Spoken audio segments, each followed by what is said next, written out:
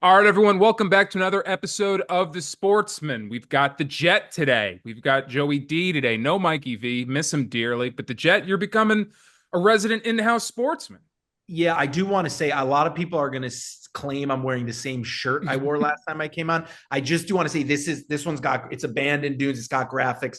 So don't be calling my parents, don't be DMing me, don't be tweeting me. It's a different shirt. It isn't washed, but it's a different shirt.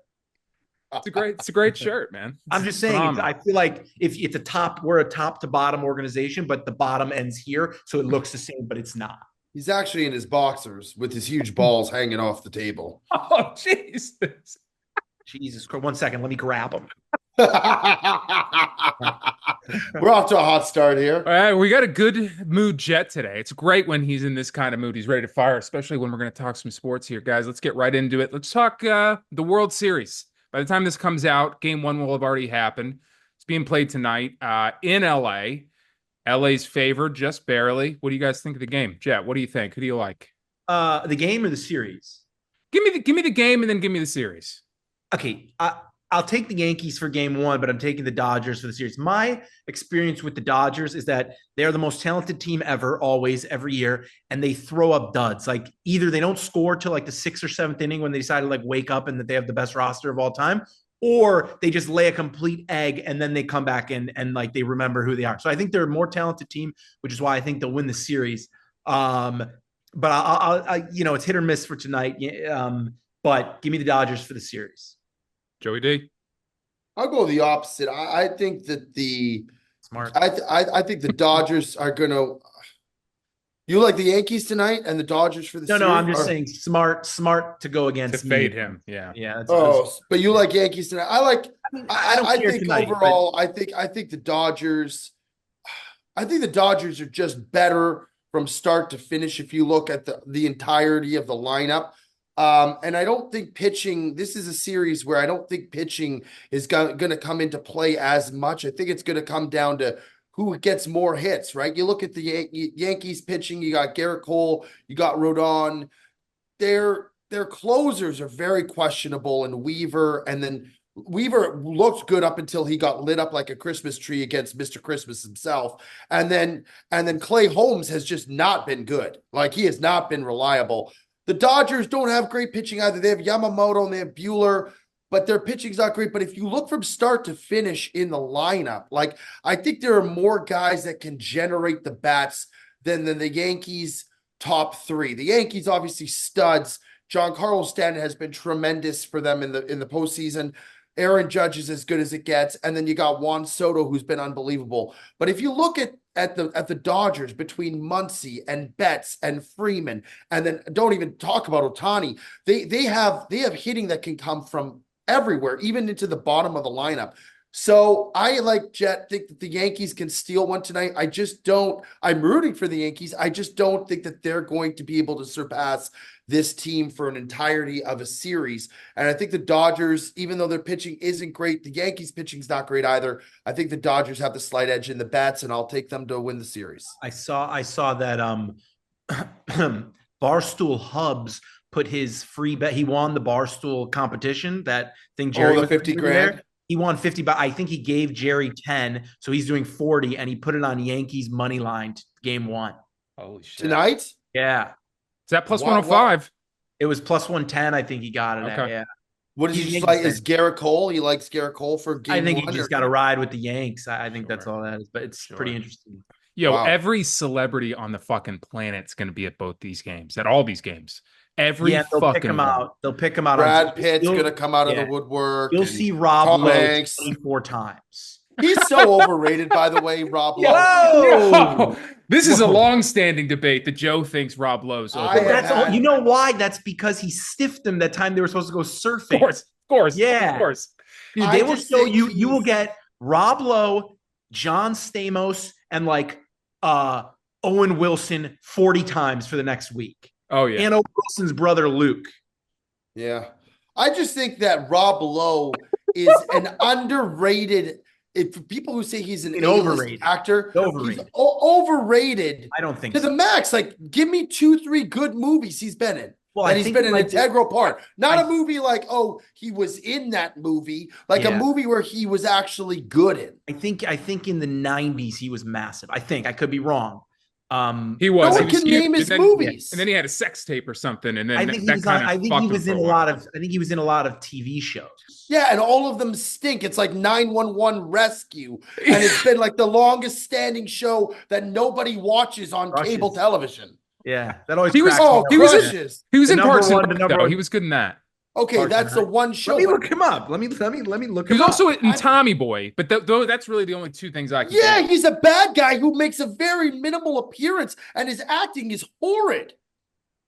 Whoa. It's actually not a bad point. I mean, I see it. I'm just saying, for a guy, I know he's everywhere, and he's far more famous than any of us will ever be.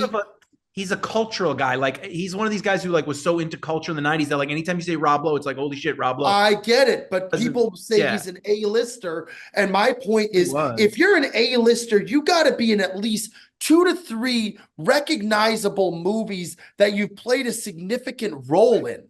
I'll tell you what, he's an extra in every single Dodgers playoff games. Oh, yeah. Maybe the Dodgers will throw him on the mound to close out game 1. Gee. It's actually a great point. He's done nothing, and yet if he's ever at a game, they're showing him like he's fucking Brad Pitt. I get he's a great looking guy, and he looks younger as time goes on. So kudos to him. Like, I'm going to give him that. But the guy's also got all the money and resources in the world. He's probably doing that. You're this new stuff that they're using now, this NIR stuff that people are pumping inside of their bodies to generate more white blood cells that help them stay younger at a later age. Have you heard of this? No. Well, that's the new trend, and I'm sure he has jumped on board. I'm looking through his movies. I don't recognize. I mean, Tommy Boy. I don't recognize one of these. I'm going to be honest. I would dabble with that NRT stuff or whatever the fuck you just call it. I mean, why not? If he looks. Well, I think what it is when you're younger, when you're a kid, you have more white blood cells. So you're like younger, like the longevity of your life is more because you have a plethora of these white blood cells. As you get older, they start to diminish. Now, I might be wrong, by the way. I saw something about this. So if the listeners want to fact check me on this, by all means, please call me out on this. But what people are doing now, they're injecting more of these I believe it's white blood cells into their system I don't know if it's called NRI or NRT tick, but that's like the system that they're doing. And the whole idea is it helps generate more youth within their body, which is wild. Pretty soon we're gonna be freezing ourselves. I'd like to take out as many white blood cells as possible. Jed is actually.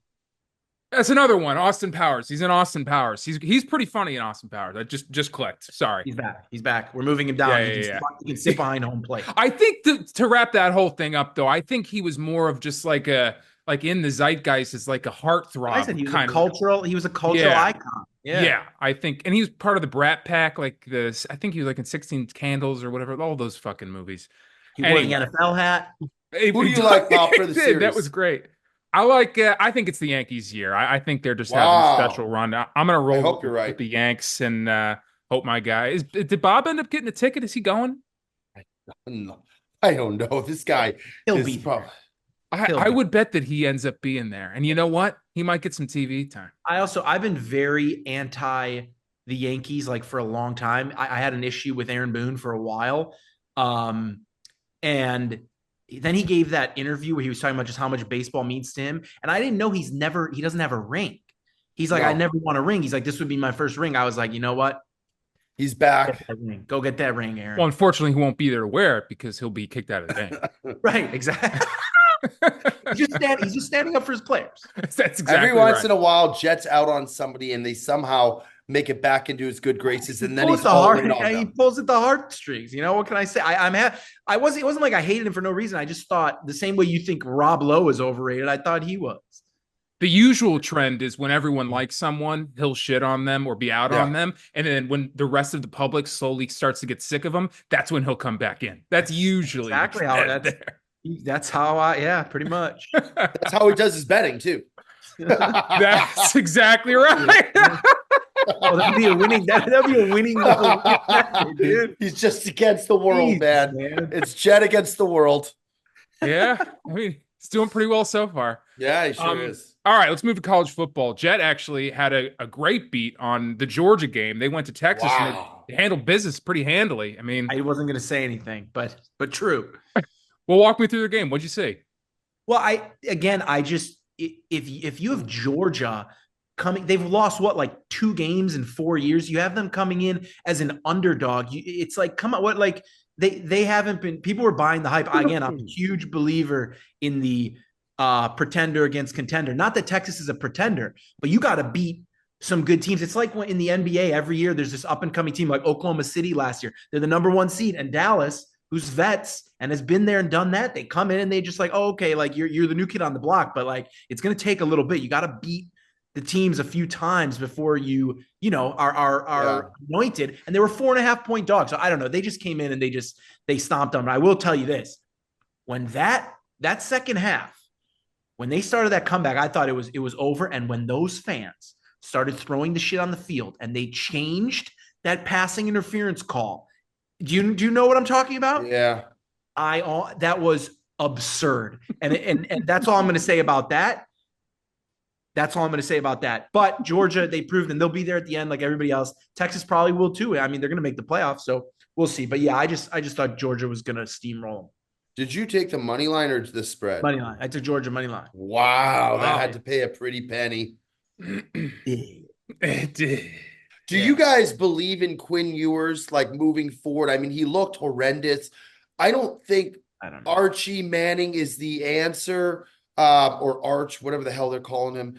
I don't think he's the answer moving forward. I think you got to go back to Ewers, and I think he's got to be the guy to take you there. But boy, what a tough showing for him, especially that first half. He did not look good. Yeah, he played a real defense and he got exposed, man. He did not look good. Yeah. Yeah, but why do you think Arch isn't the answer, though, Joe? I mean, he seemed pretty good. He didn't play too much. No, I know he didn't play too much. I just don't think I don't think he's ready for that big moment just yet. I think he's still easing into his way to find, like, I don't know. There's times where there's times where he's trying to run or make decisions where it looks like he's unsure of himself a little bit. I mean, that might just be growing pains. There are times where he made some great plays while he's been playing, but I don't get the vibe that he's the guy who's going to carry them to a national championship. I'll tell you what, he's got a fascinating throwing motion. I've never seen, he slings it so, you know what I'm talking about? Yeah. It looks different. He's got this unique way of throwing the ball, which I was shocked. I don't know. I think Ewers is getting an unfair shake out there because everybody wants Arch and he's got all this pressure on him to perform. He's going to be one of these guys who they say has NFL talent and then he'll get drafted based off of that. But yeah, it's a tough spot for him to be in. And Georgia's amazing. Like, I don't, what was he supposed to do? Quinn Ewers is the exact kind of guy that has the NFL prospect. Like, he's got that look. He's tall. He probably has big hands. He probably has great footwork. Yeah, you'll see. It's crazy to me that there's really no clear-cut number one right now in all of college football. I mean, it's Oregon and you got Penn State, but like, I don't think either of those teams are going to stand once like it comes down to the nitty-gritty of it. Like, I don't think that those are such clear-cut, that they're going to run the table or anything. So it's really the first time it feels like in a while that there really is, like, any given Saturday, I guess, because it's college football, but any kind of given week to week, one team can beat another team. Ohio State could come in and beat, a team like Georgia, but then the next week, Georgia and Alabama. It's really shocking to me. The other team that I just will not fall for anymore is this Alabama Crimson Tide. You want to talk about a team that is so dead to me, Tick. This team, and I know you're wearing the color of their hoodie right now, this team has banged me every which way. And I think part of it is maybe an overreaction to that Georgia game and how good Jalen Milroe looked in that game, because he has been such a letdown 3 consecutive weeks now. Tennessee lost this week. 2 weeks ago, they should have lost to easily could have lost to South Carolina. And 3 weeks ago, losing to Vanderbilt. This team, I think, to me, Kevin DeBoer is going to be under some scrutiny, man, because he is not it right now. And those Alabama fans are so spoiled having Nick Saban for all those years that it's really unfair to him. But like at the same time, Alabama is not Alabama. I was going to say the same thing. I think it's coaching for sure. In my opinion, like Milroe's shown his stuff. He can run, he can pass, and they're going out and not scoring. I think they would at least win one of those games under Saban. So yeah, that's what happens. You come in, you take over the program. And to be honest, the SEC is impossible to play in right now. Every team is amazing. They added Texas. Oklahoma is obviously having a down year, but they'll be back. The number one team in the country as of last week is now in your conference. Tennessee's amazing. Tennessee for a long time was not very good. Like they would go in and beat them every year. So it's just you play your ass off one week, lose by a touchdown or a field goal, and then the next week you got to go out and play another amazing team. So in the SEC, it's a little different to me. But yeah, I agree. The coaching it's coaching at this point, I would say, because the talent's the same team. Yo, that guy's gonna be gone, man. That guy, they're gonna run him out of touch. They absolutely are. Alabama is not the type of school that's gonna run through coaches. He's gonna get a nice chance because he's gonna bring. They're gonna at least let him recruit his own guys. Like he's playing with Nick Saban's guys right now, which those are some guys you'd want to play with. But yeah, I think you got to let your guy come in and do his thing for a little bit. But I'm sure they're pissed. I'm sure. What about the 17-year-olds? Is that his guy? I don't think so. No, Mr. Williams. Saban was recruiting him in 4th grade. I don't think so. Williams came right out of fucking elementary school and was recruited through to the Crimson Tide. Yeah. I think he's definitely good. Do you think Nick Saban would come back? Or you think he's done? He's got the greatest gig of all time right now on game day. That show is, we don't have to get into it. People thought it was going to go down because Lee Corso's not on there as much and because whatever. McAfee and Nick Saban make that show unbelievable. So I think he's got a great gig. McAfee's so good for that show. You don't want to come back and fucking tarnish your legacy. Nick Saban has the greatest legacy of all time. Why would you come back? I like McAfee more on that show than his Pat McAfee show. Yeah, I think that's the exact right spot for him. He's going to take over. He is the next Lee Corso. Like he's going to take over as that guy. Like when he hangs it up. When Corso hangs it up? I mean, he's kind of already right? Yeah. He only shows up like every other. Bet he'll take the fucking mascot and put it on. Like that. Like I mean, I could see that happening. He gets the crowd going, man. That Oregon rant that, by the way, he was standing on that chair. Like I thought he was going to fucking take a fall. Like it was like a swivel chair. And I was like, bro, this guy is going to go down, but he's electric. He brings the fucking heat. But yeah, Jed, I agree with you. I don't think there's any need for Saban to come back right now. I mean, he's just retired this year. Like there's no need for him. Like Alabama struggling is not that he gives a shit or it matters, is the best thing for his legacy. And I'm sure he wants them to win. And they always cut him in the booth and he's always pissed whether they're up 40 or down 40. But like, he's got nothing to prove. This does look better for his legacy. I mean, the fact that he leaves and they're immediately crumbling in a way that they never had under his coaching. But he plays for Aflac now. He doesn't. Yeah. Well, he's always played for them. He's been with them for a while. All right, let's move on to football. Let's talk last week, week 7. Let's just start right with that Thursday night game. It was the Broncos and the Saints. Broncos took care of business big time. Sean Payton's still a clown. What'd you guys say?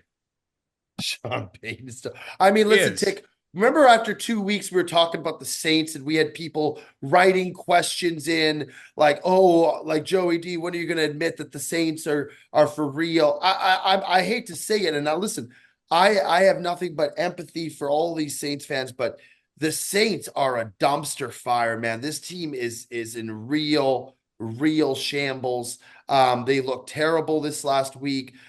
Spencer Rattler, actually friend of the program, rooting for him, but they're just, Raheed Shaheed's now out. They're just banged up. They don't got it. Bo Nix and the Broncos took care of business. And the Saints are now looking like, going from like a top tier team after a couple of weeks to right where they belong, probably at the basement of that NFC South with the Carolina Panthers. Yeah. Jet? Yeah, I mean, it was a tough game to watch. I will say nobody's gone from like hero to clown in the same way Sean Payton has. That guy had it made. And then once he went, I guess even the Bounty Gate screwed him over a little. But even after that, nobody was like, it was more on their D coordinator at the time, Williams, if you recall correctly. And then this guy goes to Denver. And all of a sudden he's the most hated guy in the world. It's pretty wild. And yeah, it was a pretty shitty game. Did you ever see that movie about Sean Payton on Netflix with the guy from Paul Blart Mall Cop? Yeah, exactly. Kevin James. I never saw the movie, but I saw the memes. That is one of the wildest movies you will ever see. One, he doesn't look like him. No, this movie about Sean Payton. Kevin James plays Sean Payton. Yeah, he plays. Kevin James is playing Sean. Now you're with me. Payton. Yeah. Who did the casting for this movie? Stevie Wonder? I knew he was going to say that. I saw that. I think Rob Lowe's an extra. Oh, that would add up.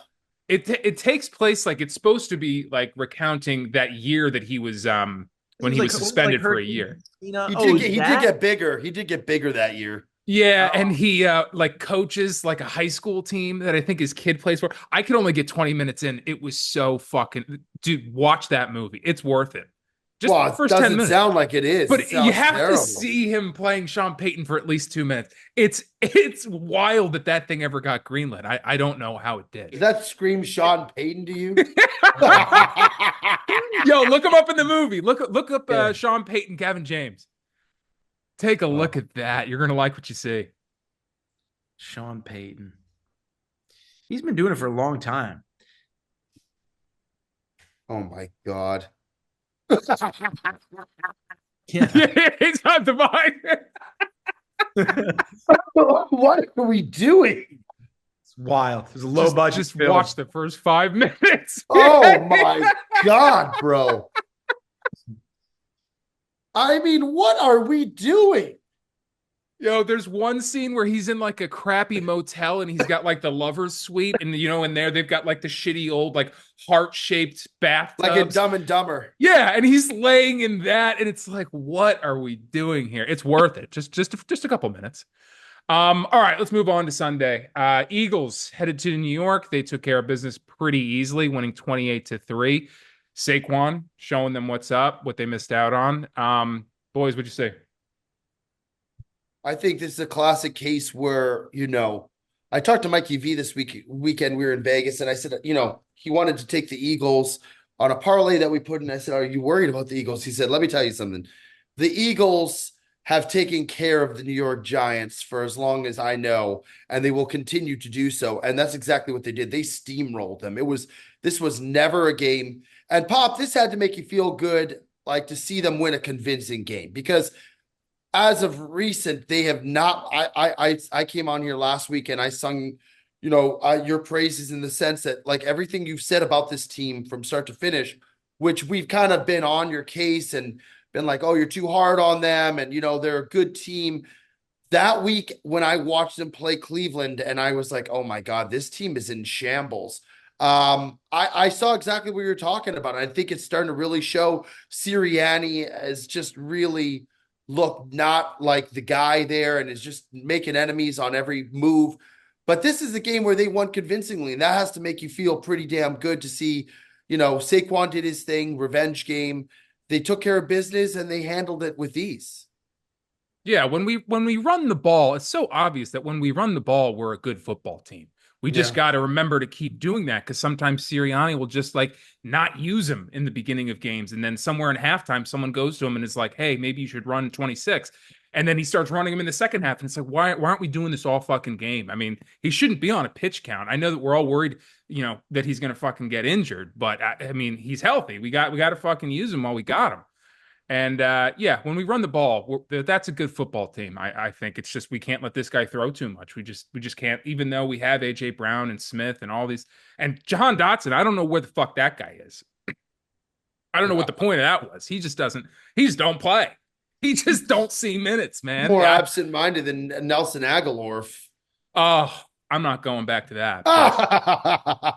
That was a nightmare, man. Or Jalen Reagor. That's another one that Reagor was even worse. He hardly even played. He was good, Reagor, in college, and then they just banged him in the NFL. I don't know what happened with that. He hardly even played, man. Like at least Nelson Aguilar was out there running routes, doing nothing. Rager wasn't even out there. Aguilar couldn't catch the ball, right? That was his problem. Yeah. That was yeah. You remember that? You remember that news clip of that guy who was talking about the babies in Philly that he was catching? There was a fire in the house, and they interviewed the guy. Yeah. He's like, yeah, he's like, and we were just catching those babies. He's like, unlike Aguilar,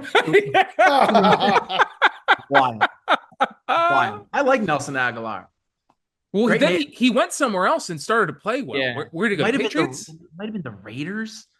Yeah, he went somewhere and he started actually to play well, that's usually how it fucking goes. I gotta look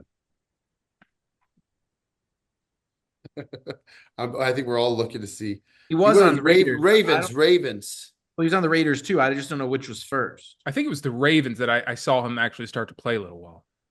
Is he even in the league? Yeah, Raven. Is he in the league, that guy? He was selected by the Eagles. And let's see. He plays for the Ravens now. Okay. But he was on the Raiders. Gotcha. Okay. Yeah. There we go. There we have it. That's the Eagles. I mean, you want to say anything about the Eagles or the Giants, Chet? No, I mean the Giants stink. The Eagles stink too, but the Eagles beat bad teams. I was shocked they didn't beat the Browns by more. And then Nick Sirianni with the all-time turnaround. I would like to think he didn't know the mics were on when he went over to Saquon and asked him if he wanted to get those extra yards for the record. But knowing Sirianni, like he might have known Saquon was mic'd up, or he might have known he was mic'd up and he was getting a little redemption for last week. But a good story nonetheless. He's just a clown, dude. He just can't get it right. 180. But actually, everybody was giving Saquon the credit because he's like, it's all good. Saquon seems like the most genuine, nice dude of all time. I mean, I know Cutsy and Bob used to hang out with him every once in a while, or they did. They said he's the nicest guy in the world. So I was supposed to do a suicide drill with him. Oh yeah, you're supposed to try to tackle him, right? He sent Bob a jersey. It says it's like can't wait. It's like see boys on the course, like Saquon. He seems like the man. Yeah, we should do a Bob to Sports with him. I think it would crush. There you go. We should go to a game. Is what we should do. Hey, that's what we should do. Pop, we already got you to one. We can get you to more. Well, I want the boys to come. I want you to be there. I'd love to go to Philly again and play some golf out there with you, Pop. The problem is the weather's turning now, so that time is dwindling. Sure is. But there is a casino there, though. We can still do that. I've been. Yeah. Oh, yeah, you did. Yeah. Did you like it? It's like a new one. It's kind of cool. They had like live music and they had like a crazy like area like with the sports book. You could watch all the games. It's nice. And you know what, Pop? If we can't make it to the game, we can always go to the Comcast Xfinity Zone. Oh, that's right. That's exactly right. All right, let's move on here. Seahawks headed to Atlanta. As Jet likes to say, Atlanta only plays at home. You won't catch them anywhere else. Are they playing at home this week? Yeah, we'll find out. No, I meant they just played Seattle at home. Yeah, that's exactly right. And they don't travel. They don't have a plane. There is no plane for them to get on. They just play at Atlanta.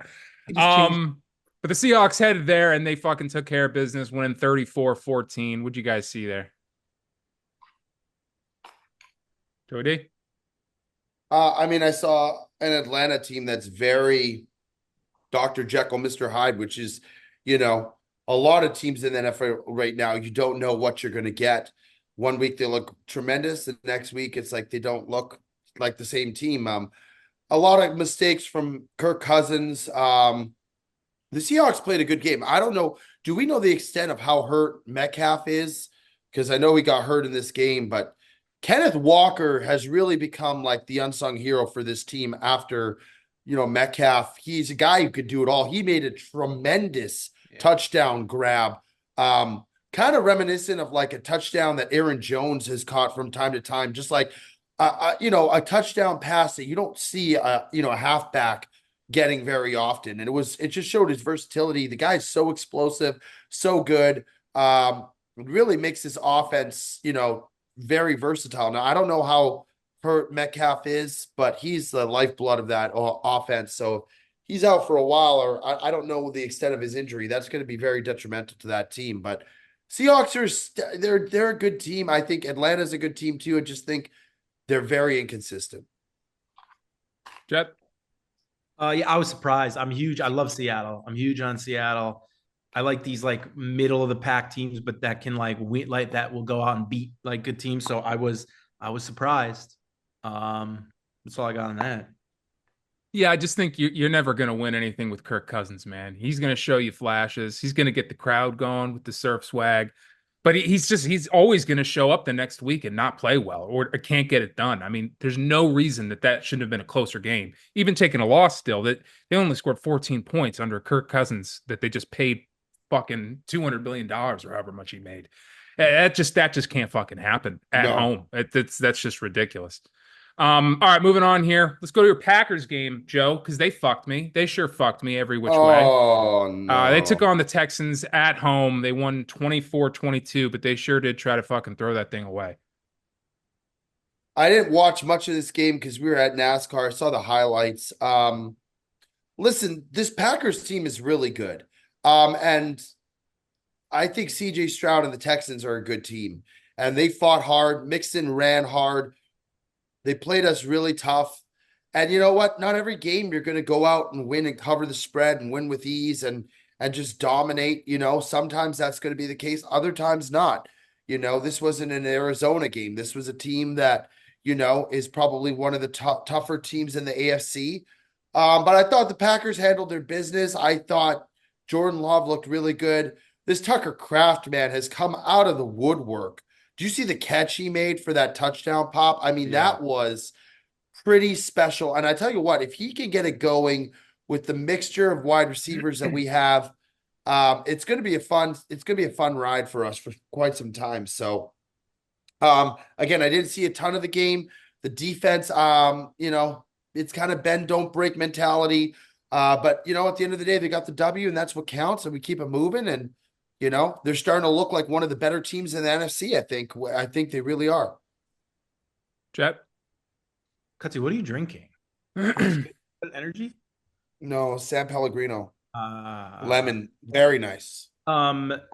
They two evenly matched teams, in my opinion. And those teams are probably going to be around, in January, February. I will say I don't know why teams cannot get defensive. Like anytime a team needs to drive to get a game-winning field goal, they do it. Yeah. So the Texans need to like just play defense on a final drive one time. Not just the Texans, but anybody. It was a great game. I didn't see too much of it. Well, I was watching it on Red Zone, and then I watched the end of it, like the last few minutes. And yeah, they couldn't get a stop, and that's it. By the way, I will say on a side note, could not be happier to see that they signed Brandon McManus, a kicker who actually has some savvy veteran, experience in the league. Made a huge time kick, which, by the way, our old kicker, it would have been fucking hooked right every which way. This rookie guy, Anders. It starts with N. I don't even. I've eliminated his name out of our mind. Who you're talking about? He missed a bunch of extra points this year. He was good in college. He went to Auburn. No, we have a new Anders guy. Carlson. No, that was the last one. We got a new one. Lambeau is tough to kick in, but it only gets harder as the year goes on. So if you're missing Braden Narvison, he had missed more kicks this year than any other kicker. And I told Pop, I was like, we have got to get rid of this guy because he's fucking banging us every which way. And they got rid of him. And we won. You can't kick in Lambeau in September, you're fucked because it only gets tough. Yeah, I mean, once that ball gets cold, it's impossible. Dude, but yeah, going back to that the Kraft thing, I don't know where you found this guy. He's turning into a real talent, man. I mean, Jet, do you know where this guy came from? You know schools. They're a tight end, Kraft. On the Packers? Yeah. Yeah. No clue. Oh, that's something that you would have normally had back in the day. I bet you he was like I'll look it up. I'm not even familiar. No clue. Back when you had the good shit, like back in the day, that you would have known. Maybe he was somebody else. I don't know. Kraft, I don't even know who that is. Give me Tucker Kraft went to South Dakota State University. Fuck off. No, I'm saying they win like the Division II tournament every year. They're like the best team. Where's that North Dakota State? It's the Carson Wentz. Yeah, dude, I think the Packers are a fucking good football team. They're really. I mean, I think you might ended up fucking winning that division. I mean, I know the Lions are really fucking good, and we'll get to them in a second. But I think as the season goes on, man, Jordan Love, he's looking good. Yeah, you guys, you got something on your hand. You guys just develop quarterbacks. I don't know why the rest of the league can't do it. take some. I mean, Carolina can't fucking find a guy. You just keep breeding them. That's what we do, Pop. Sure is. All right. Speaking of the Lions, let's move on to that game. Detroit headed to Minnesota, and they barely squeaked it out, 31-29. Jet, what'd you say? Yeah, I mean, I think Detroit might be the best team in the NFL. Another great game, close game. I was rooting for Minnesota, just because of Darnold. But some of these games you just know, like close game finishes up, like you at the end of that game, you don't know anything one way or the other. It's just like that's exactly what was supposed to happen, was going to happen, and they'll just keep moving. So I don't know. Joe?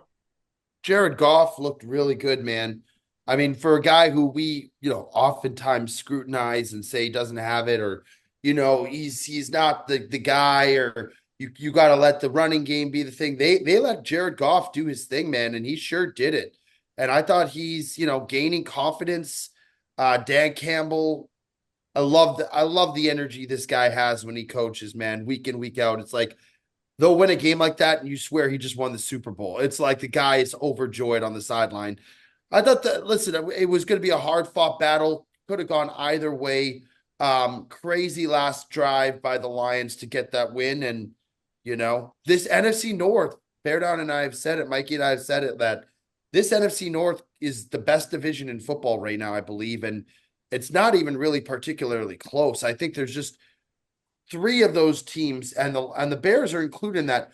But the three teams, the Packers, the Lions, and the Vikings, I think one of those teams, without a question, will be in the NFC Championship this year and could win the Super Bowl. Yeah, I think that's right. Is Jared Goff reliable? Can you rely on that guy? Has he proven it now? I think so, yeah. Okay. He's been to a Super Bowl before. Yeah, he lost, but he's been to the Super Bowl. Yeah, even against good teams, they dominate or they win. So I don't know. I mean, you pair him with Gibbs too. I mean, they've got a really good fucking football team. They're impressive.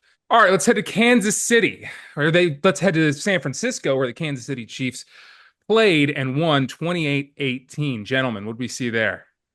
Oh man, this was my game of the week. I thought I was outsmart, myself, and take the Niners.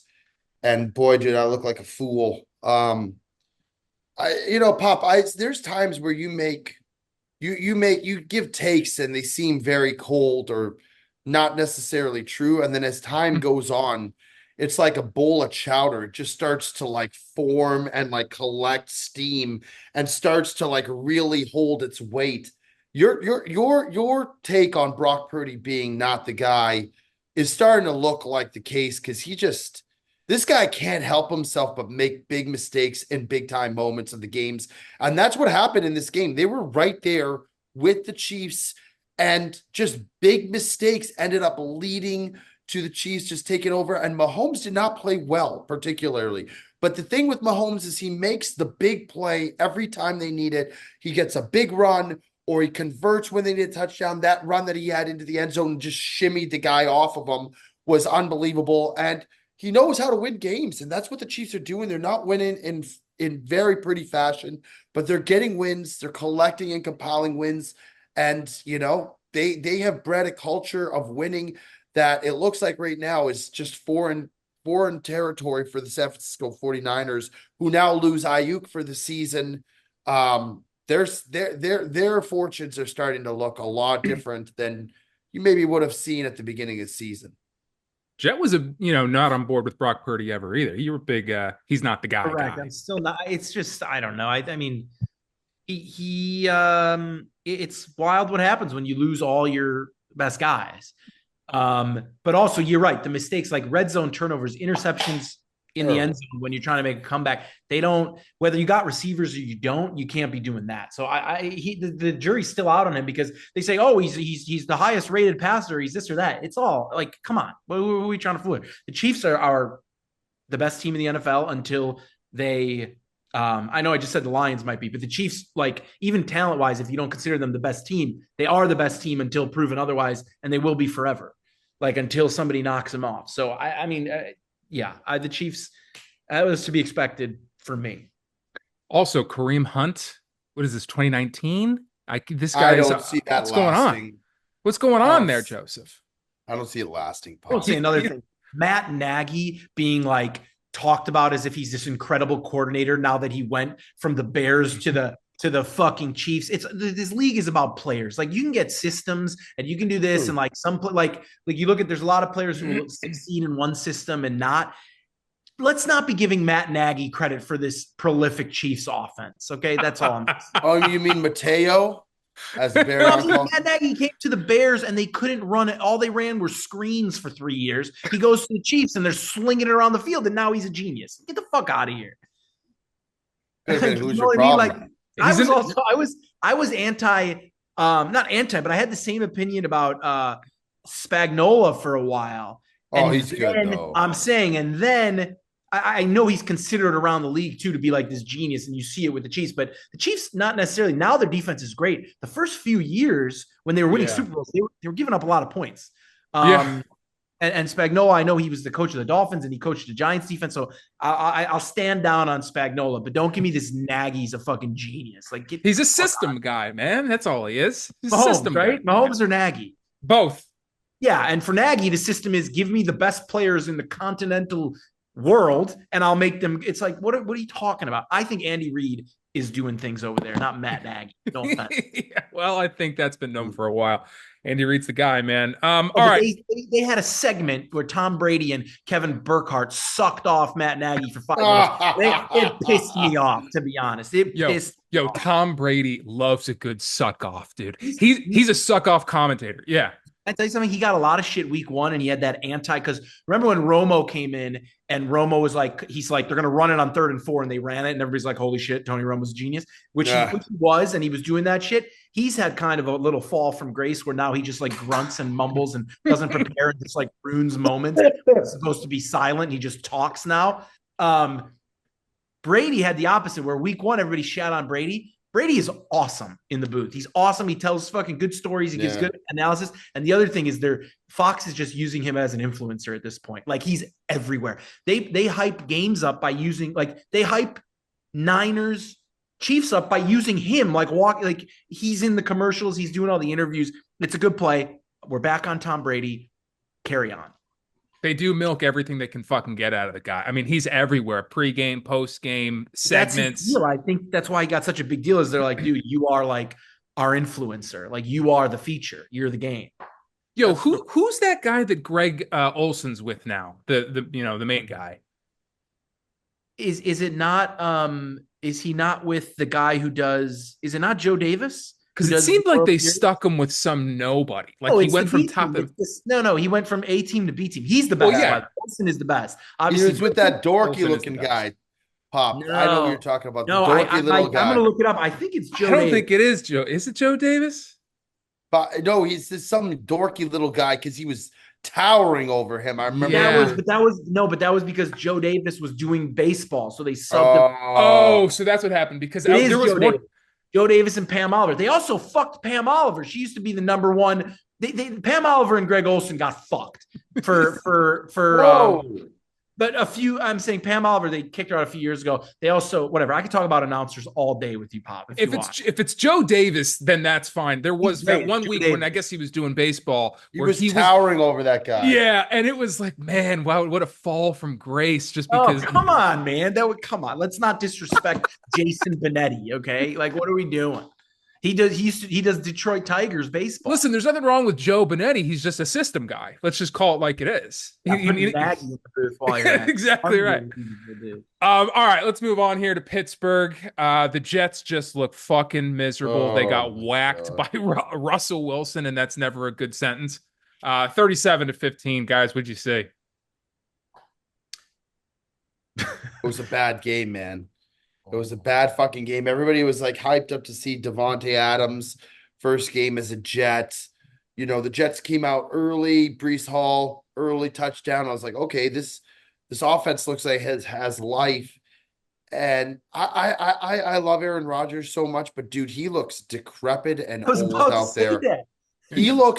He looks like Father Time passed him by and didn't even give him as much of a handshake. Like it looks bad, man. He can't move in the pocket. Like if the pocket collapses at all, he's going down. It's reminiscent of like Tom Brady late in his years where he would just turtle, or like Peyton Manning where it just, he doesn't have anything left, and it's not nothing away from the guy, but like it's also too, he's forcing passes and rushing plays where like he's trying to hit a pass, but there's guys coming to him and he's like throwing a ball into the ground or it's off. And it's like, how the fuck is this, like, is this not working? And it's like, it's becoming more and more evident. It's not Robert Saleh. It's not the coordinators. It's not the lack of receivers. It's Aaron. And I don't know what they're going to do, but they look bad and they look down and out. And it's just like, oh man, I don't know what they're going to do. It's now there's the turning point of that game to me was that big interception where Aaron did throw a good ball and it hit Garrett Wilson in the chest and then just popped out. And the Steelers took it down to like the 3-yard line. I think to me that was the biggest turning point of the game. But I don't know, man. This Jets team, I don't see a moment or an opportunity for them where they're going to turn it around anytime soon. It's pretty bleak. Jet? Yeah. What am I gonna say? I had something all cooked up, and now my brain. Aaron Rodgers. The demise of Russell Wilson has been greatly. I stood by Russ when he was in Denver and he played like shit, but he still throws that moon ball. And let me tell you something, nobody likes a moon ball quite like George Pickens with 3 defenders draped on it, because Fields couldn't. I mean, Fields was okay, he would throw it in, but Russell Wilson in that offense, if they let, like the first few quarters, they did not let him throw that ball around, and it was interesting. And then all of a sudden, they let him start sling it, and they were getting catches. I stand by my take that Garrett Wilson, Sauce Gardner, and Breece Hall are the 3 most overrated players in the NFL. And I had something else for you. I really did. I don't know if it was about Pittsburgh or the Jets, but it was, that's the last Twitter official pick of all time. That's the end. That was the last one. It was Jets. It was Jets minus 2.5. That's it. Why is it over? Just because it was a horrible loss? It was horrific loss, and it put me at like 5-5 lifetime, and I've lost like the last 3. So that was the last Twitter official pick of all time until I come back. Hopefully, not too many people saw that pick. They did, and they let me know. I love when people. I love getting the people like behind it or against it, but I got a lot. It was bad, but you know what? Boy. They went up 7-0, and they couldn't finish, and they couldn't catch the ball. And Garrett Wilson kept turning it over, and they were settling for field goals. And their coach forgot how to throw a challenge flag. It was fucking awful. They did score on that. It was a bad game. I will say too, the Jaylen Warren being healthy for the Steelers. I know he's not the starting running back, but he's a shifty back, and he gives them a lot of versatility in the backfield. That Najee Harris, he's just kind of like the straight downfield runner. But Jaylen Warren, man, this guy could do a lot. He makes that backfield kind of fun and versatile to watch, and I think he's an integral piece. Last year, he played a huge role in the Steelers offense, and I think he's not the big name guy that Najee Harris is, but I think he's a very good back. I think he's going to help open that up. And yeah, Jet, to your point, Russell did what he needed to do. He made plays. There are a couple times where he extended the play with his legs long enough to find someone and made the throw. And that's not what Justin Fields is able to do, because as soon as he starts running, he's like a fucking, he's like, what's it called? A seagull with its head cut off. What's the line? Yeah. Never heard that one. What's chicken with its head cut off? Yeah, because he just doesn't know how to extend a play with his legs. Well, that's because he's incredibly limited, Joe. And now you're talking about Mr. Unlimited. I mean, it's just 2 different things right there. I still don't think Russell Wilson's that great, but he's definitely better option for them than Justin Fields. Still throws one of the best deep balls in the game, and George Pickens is a problem. Yeah, but he did look better out there. I mean, he was playing a lot better with Russ instead of Justin. So for sure. And just that thing with Aaron, dude, you want to talk systems? I think this guy might have been a product of a great system of whatever was going on in Green Bay, because Whoa, don't be saying that. He does look old. He does, Joey. Look, he ruptured his Achilles last year. I'm saying he looks old, but he also just looks lost. I think he might be in the wrong system. I think he might be. I don't know what he's. Is what it is. Yeah, but it's just decision making too. Just throwing shit out of bounds and throwing it into the dirt. I don't know what he's doing. I don't think that's age. It's a shame that there are a few kids growing up right now that will remember Aaron Rodgers as the ayahuasca doing shitty quarterback of the Jets. And that's coming from a Bears fan. They're going to remember him as like this guy who just stunk, and he killed me for many years. And he's probably the most talented quarterback to ever live. Yeah, I would agree with that. Yeah, absolutely. All right, let's move on After Justin Fields. Sure. Let's move on to week 8 here. Let's start getting into some games coming up. We already had a Thursday night game last night. Rams won in LA, but we'll move on to Sunday. Eagles heading to Cincinnati, and Cincinnati is favored by 2.5 points, over under 47.5. Guys, what do you like?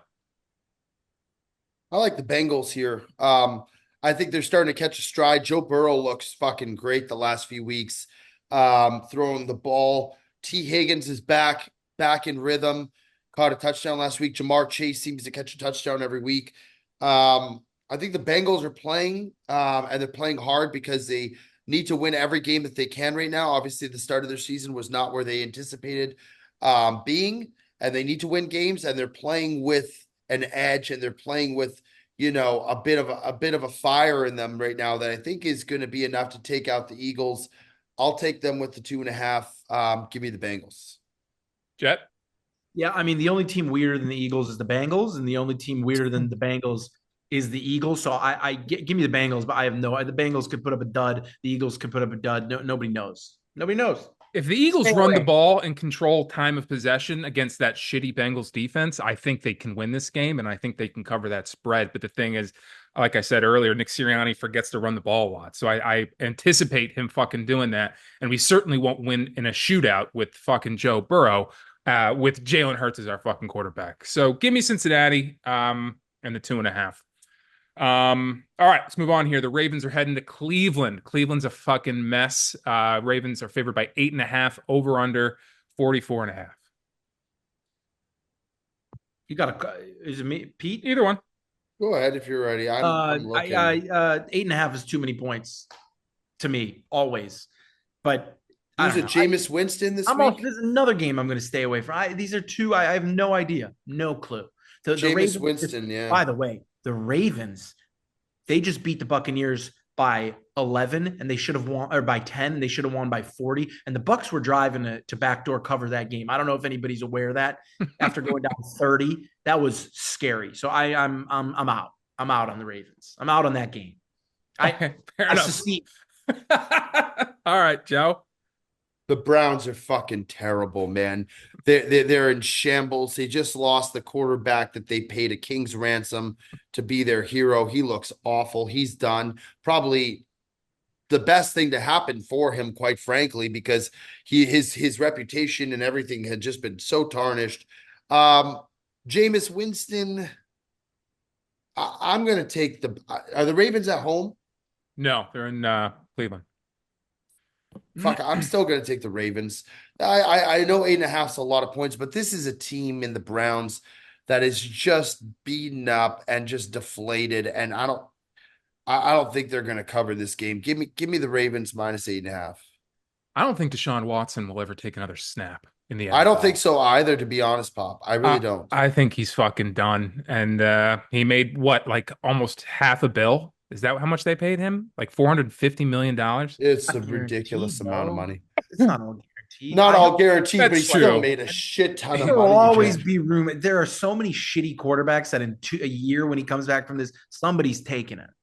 Yeah.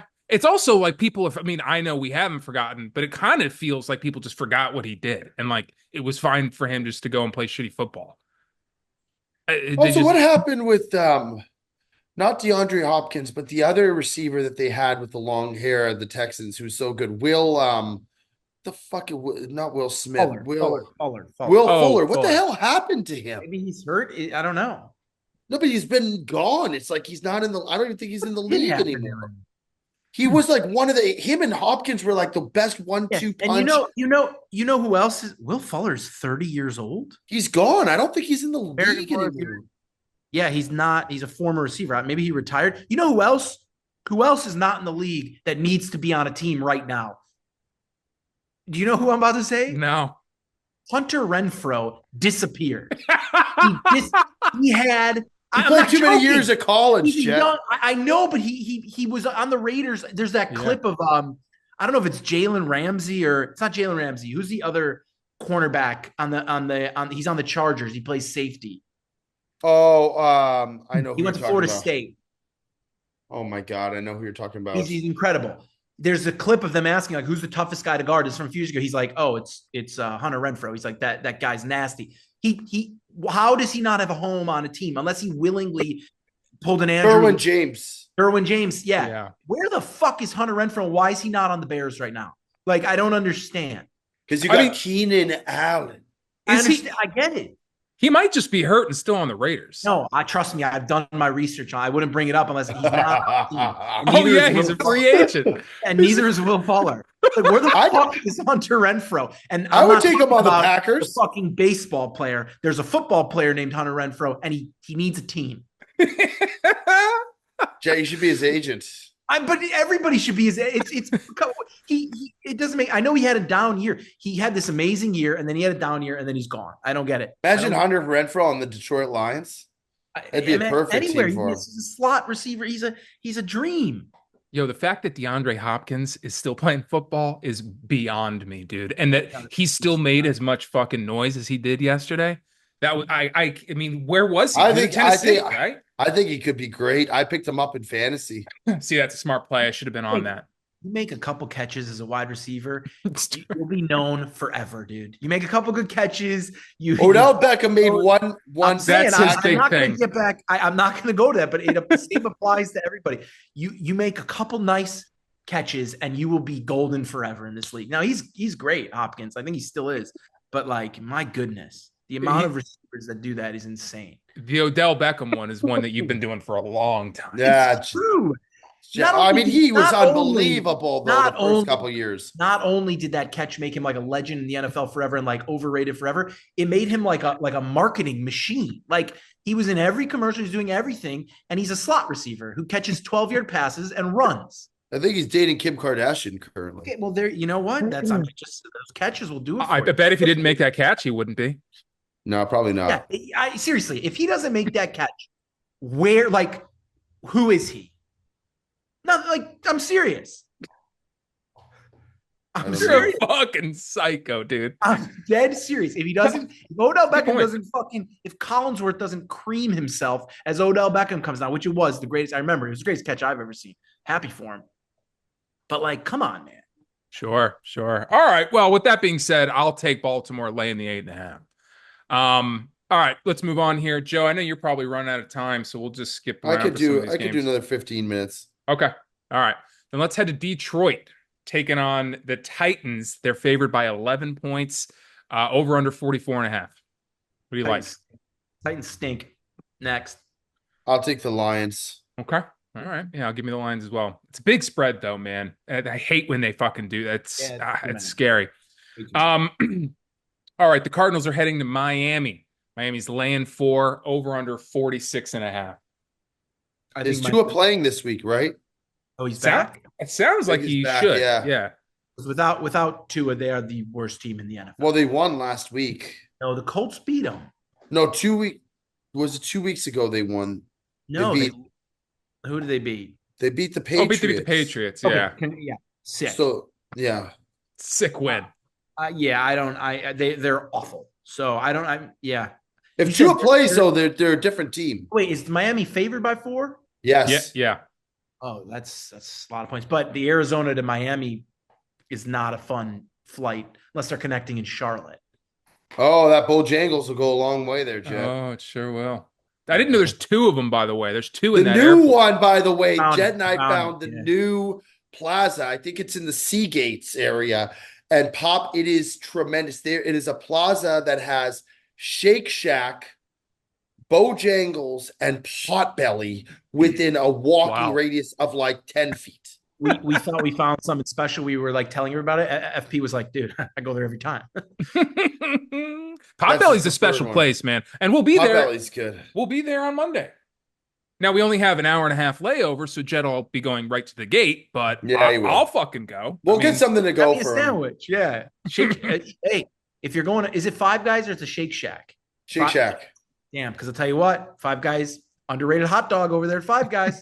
This guy's been preaching like this guy's been preaching the good news of the Five Guys hot dog Top nose, man. for some time now, man. And Pop, you agreed about it. Would you go with Portillo's hot dog or Five Guys hot dog? No, Portillo's. Okay. Portillo's makes hot dog. That's like going with the Portillo's hamburger. You know what I mean? Like it's Five Guys makes hamburgers. I just don't think I got the right thing. I found the hot dog from Portillo's, albeit it was fucking delivered. That's true. I thought you were going to say something. No. I agree with you on the Five Guys thing, but the Portillo's thing was just so disappointing. I don't think I ordered the right thing. Like the beef? You like the beef, though? That wet beef? That wet beef? Yeah, it was a nice touch. I mean, it was good hot dog. It just like the hype was so high, I thought there was going to be a little more to it. But I don't know. But I do know I'm going to take the Cardinals with the 4 points here. I'll take the Dolphins if Tua's playing. Okay.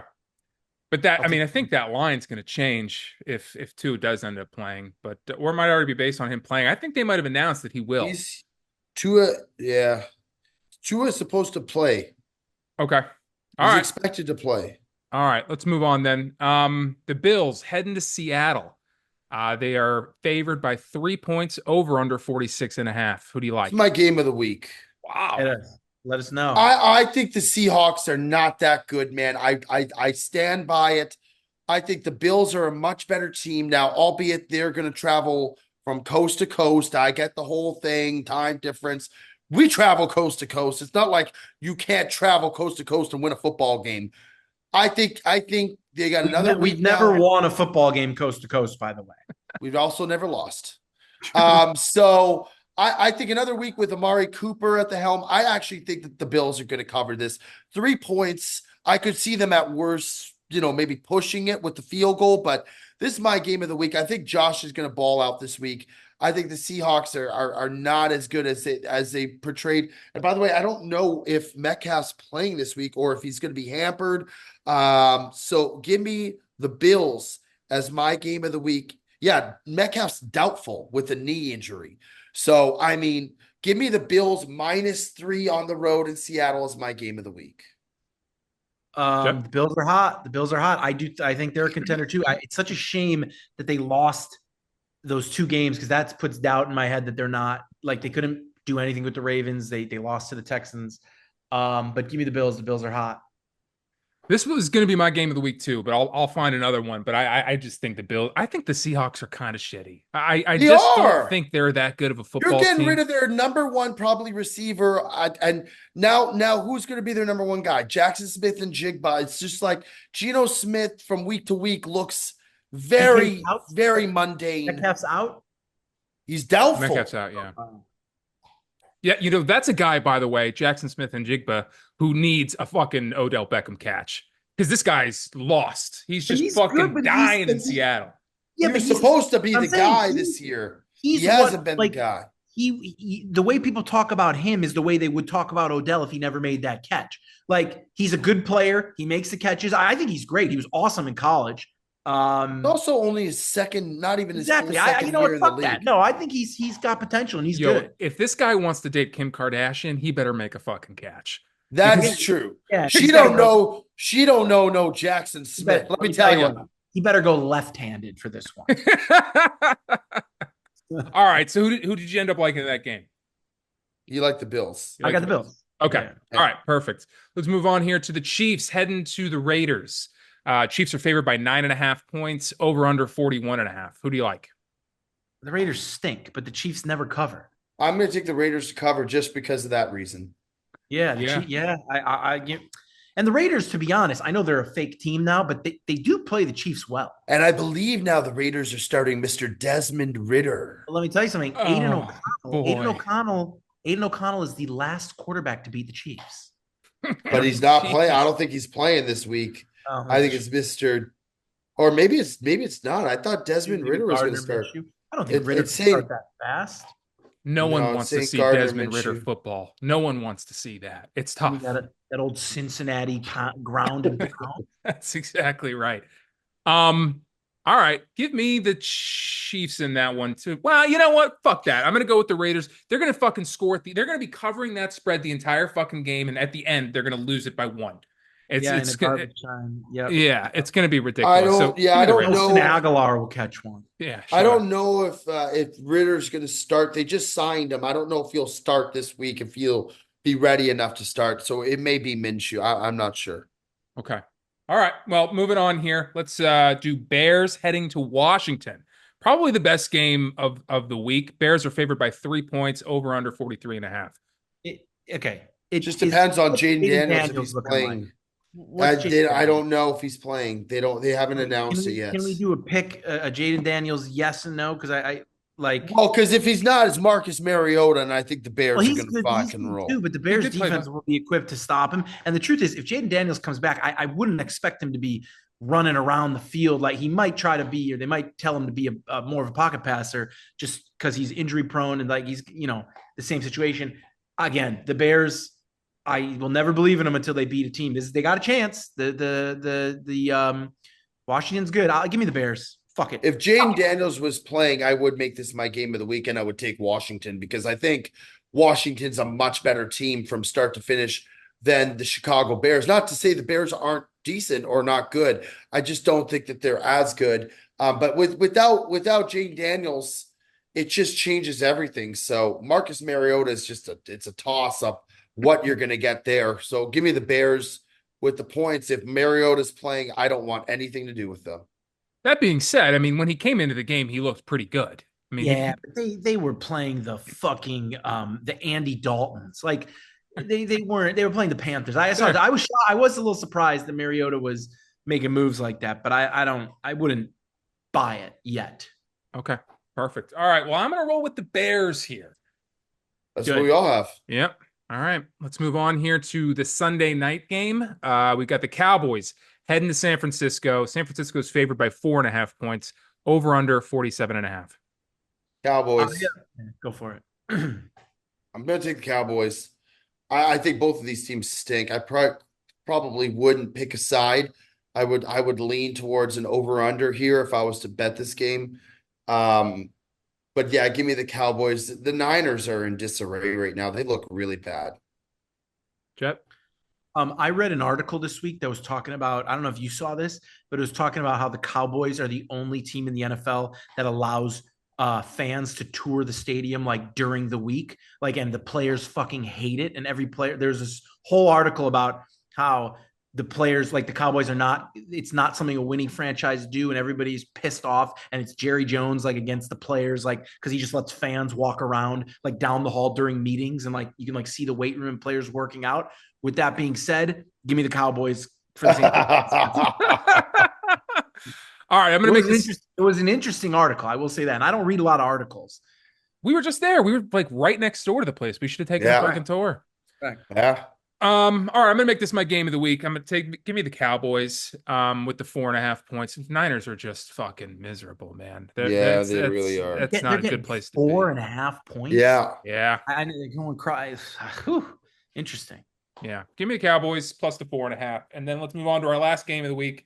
Monday night, Giants heading to Pittsburgh. Pittsburgh's favored by 6 points, over under 36.5. I'm gonna take the Giants. I think that's a quick reaction to a Steelers team that has really not proven much against a Jets team that the offense looked dead. The Giants. Giants. Okay. The Giants. The Giants are not a good team by any means, but 6 points is a lot, and I think that they could get the job done here in a spot where, I think a lot of the public will be all over the Steelers. I would take the Giants. Do the Steelers only play primetime games now? Is that their thing? They only play at night? Just for Jerry Don. 3 is the third game in a row they're playing at night. 6 is a lot of points, man. And the Giants stink. I'm going to stay away, but give me the Steelers. Oh, man. Giants suck. I mean, yeah, as you all fucking said, they just are so miserable to watch. I can't imagine. They should lose this game by 20. You want to talk about a garbage? That game is screaming. Steelers up 14, garbage time drive. They score and they go for 2 to push or not. That game is 1,000% going to happen like that. Yeah, sure. That being said, still give me the Steelers minus the 6. Jet, do you have a game of the week? I do, but it's college again. All right, that's fine. It's college. Give me, and I don't know what the spread is. I saw it started at 21.5. The University of Illinois Fighting Illini are headed to Eugene, Oregon, or as I like to say, Oregon, to play allegedly the number one team in the country. I don't want to get fancy with it and say first half. I would have hammered Illinois first half. Well, don't hammer, bet responsibly, hammer. But I like Illinois for the game and the first half. Right now it's 21.5, but I would like, let me check because it was 21.5 to start. And Illinois they're good and they play good teams well. They play a great defense. Their quarterback's a little issue, but they're a good team. So I think Illinois. Yeah, Illinois. You can give your. Let me look. That was Jets play the week that they played Penn State first half, and we got screwed. Well, we pushed. I know, but it was the right. It was the right. I'm saying it was the right play. Let's provide some context. It was plus 400, and I said take Illinois first half. It was the right play, is what I'm saying. I'm not talking trash. 21.5. Okay. All right. You like them to win the first half, or just no? Cover. But they'll cover that first half. Maybe a little sprinkle, a little Salt Bay. Joe seems skeptical, man. Of course, he always does. No, I just said that his pick against Penn State was the right pick. I'm not talking shit. I understand. I know, but you just said we're talking earlier about how in college football shit's happening. So this is one of those things for me. I will probably be riding come Saturday. In the course of a 4-quarter game, like last times these teams get surprised early. And then like Oregon's like, oh wait, Oregon score 21 points in 6 minutes, and that's why I like the first half. I agree. But with 21's a lot of points. Illinois is ranked. They are. All right. We watched them beat Nebraska. We watched them play tough against Penn State. Like they're a well coached team too. That coach has been around for a minute. Yeah. Sure. All right, that's gonna do it for that. Let's do some viewer questions. I got 2 fuck, marry, kills for you guys, and then we'll get out of here. I got a problem. That's the main reason I showed up. Oh, okay. We'll do a problem. I know Joe's got a split, but let's do a problem. You want a quick one? Give me a problem. Yeah. Give me a problem. My favorite segment in sports, and it's. Well, I always say the officials, but I got a problem with the NFL coaches because, and it's not even it's just a specific thing that's been bothering me. I can't stand in the NFL now when teams are accepting small penalties, like on defense. Like if you say it's 2nd and 10 and they throw a pass for 3 yards and they stop them and there's a 5-yard illegal shift. I'm so sick of teams accepting. It's just a given. The ref just goes like holding accepted or illegal shift accepted. Wouldn't you rather have 3rd and 7 than 2nd 15 in today's NFL, like on defense?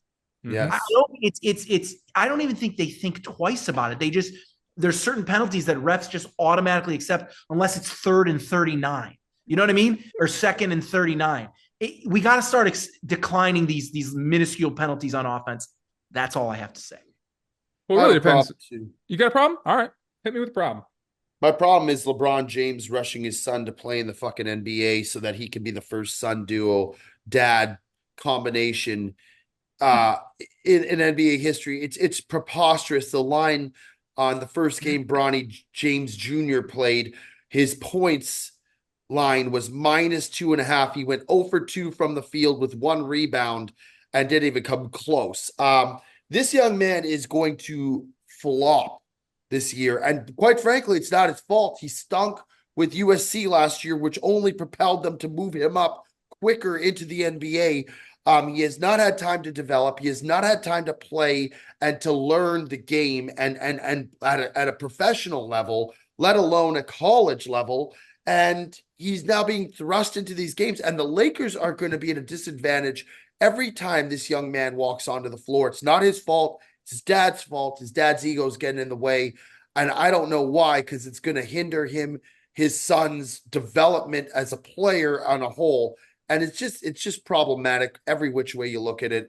LeBron James is my problem, and the problem has manifested itself into Bronny James Jr., who's going to stink this year. I'll tell you this. A lot of people were thinking that LeBron might, he wants to play with his son 1 year and retire. I guarantee he doesn't retire this year. And the reason is because if you think LeBron's not making that announcement so he can get that 81 game ceremony at every fucking stadium he goes to, so they can give him like a courtside seat in Detroit and they can make him some shrine in fucking Indianapolis. This guy ain't retiring because when he retires, he'll let you know before the year. That's all I'm saying. No, Pop, it's true. He's absolutely, he's that, he of can course. Get his dick sucked in every city they go to that year. I'm telling you, there's no way he's retiring. Not that anyone is even speculating, but I know there was some, and it's like the 1 year he's playing with his son. So maybe he could have waited another year. He really did fuck his son over, though, huh?